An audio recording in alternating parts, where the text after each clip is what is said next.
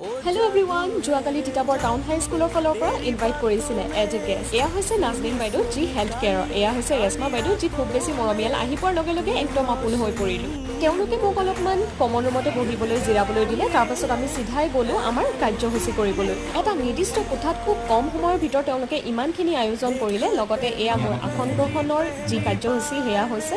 এই মুহূৰ্তখিনি মোৰ বাবে খুব এটা ধুনীয়া মুহূৰ্ত। গতিকে এই কাৰ্যসূচী সম্পন্ন হোৱাৰ লগে লগে বন্তি প্ৰজ্বলনৰ কাৰ্যসূচী আৰম্ভ হৈ গ'ল।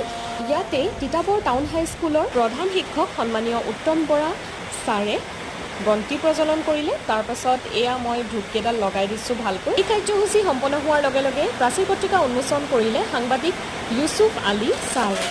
প্ৰাচীৰ পত্ৰিকাখনৰ নাম হৈছে দৰিয়লি আৰু শুনিবলৈ পোৱা মতে মাত্ৰ 3 ঘণ্টাত ছাত্ৰ ছাত্ৰীয়ে এই প্ৰাচীৰ পত্ৰিকাখন তৈয়াৰ কৰি উলিয়াইছে। তাৰপিছতে ছাত্ৰ ছাত্ৰীসকলে বনোৱা এটা ধুনীয়া মডিউলৰ বিষয়ে চমুকৈ বক্তব্য ৰাখিলোঁ। দেৰি নকৰি মোৰ